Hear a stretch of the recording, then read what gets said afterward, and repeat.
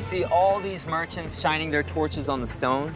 It's how you check for the transparency and clarity of the best stones. The more transparent it is, the more expensive it is. Let's take a look at this one right here. And so they're shining the light and checking the quality of the stone, and that is why it's so important to come here to the market before the sun goes up. 5,000 to 8,000 people come here every morning to do business. Some Chinese buyers browse the stalls.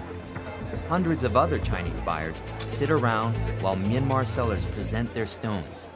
我们在这里已经有半个多月了，从中国云南瑞丽到这里来淘翡翠。我们现在买的一个宝贝是黄加丽，你看这个亮不亮？你看。What about this piece here? How much would this cost? 1 lakh Myanmar cash. Oh, 1 lakh. 1 lakh. So about $80 US. 80 US dollar. That's not too bad. Okay. Let's see what else we can find. Oh. What about this guy? Oh, it's pretty heavy. How much is this worth? 200 lakh Myanmar cash. 20,000 US. Yeah. Oh man, okay. I better be very careful then. Putting that down, I don't want to break it. Wow. So then all the transactions that are done here, all of them are done in cash, right? Yeah. That's amazing. That means there are thousands of dollars being circulated all around in the market. Yeah. Well, let's check out the rest of the market. Yeah. Yeah? 90% of the world's jade resources come from Myanmar.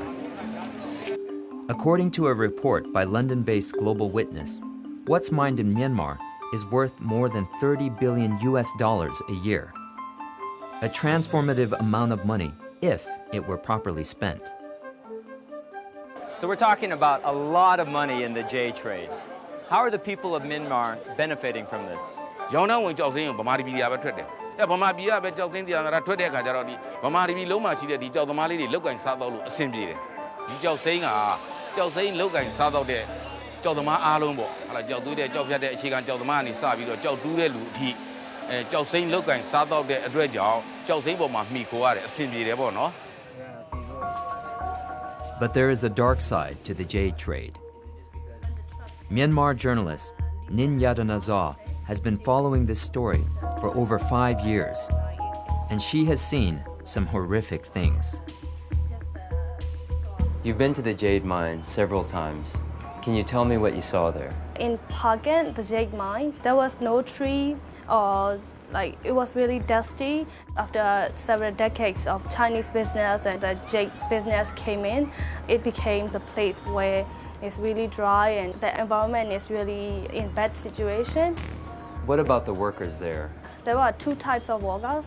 One of them, one is the company workers who work full-time, and the other types is the hand pickers. Most of the hand pickers don't have regular contact with their family members who are left in home. So when they die in landslides, the family members, they don't even know that they already died in the landslide.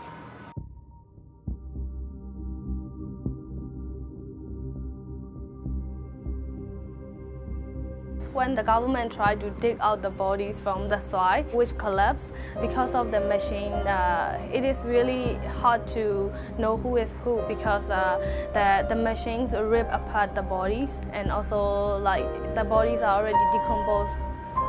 That sounds absolutely horrific. Drug addiction among poor miners is also a major problem. Miners take heroin to ease muscle pain, and many get addicted. The problems in the jade mines are well known in Myanmar. There are many problems associated with the jade trade. Land grabs, slave labor, drug addiction. Do you think that the Chinese should take more responsibility for these issues? Of course they should, because they are the only two they find out, right? The jade mining mostly done by the Chinese company. All these ones, none of them never have any knowledge about the responsible business or CSR or whatever. For many decades, they didn't care. They don't know it because nobody tells us. So the Chinese government over the last 10 years or so has come out with a number of guidelines around environmentally and socially responsible investment, sort of going out guidelines and so on. My observation from here is that they seem to be somewhat stuck in Beijing. They are not even filtering down to some of the Chinese SOEs who are here, let alone small private sector Chinese companies who are involved in the jade trade. For a business that is worth $30 billion a year, the jade trade has the potential to bring transformational benefits to Myanmar. But in its current form, it is a blood-stained business. The Myanmar government is now looking at more regulations around the jade trade, and many locals hope the Chinese government will also step in to punish errant Chinese companies.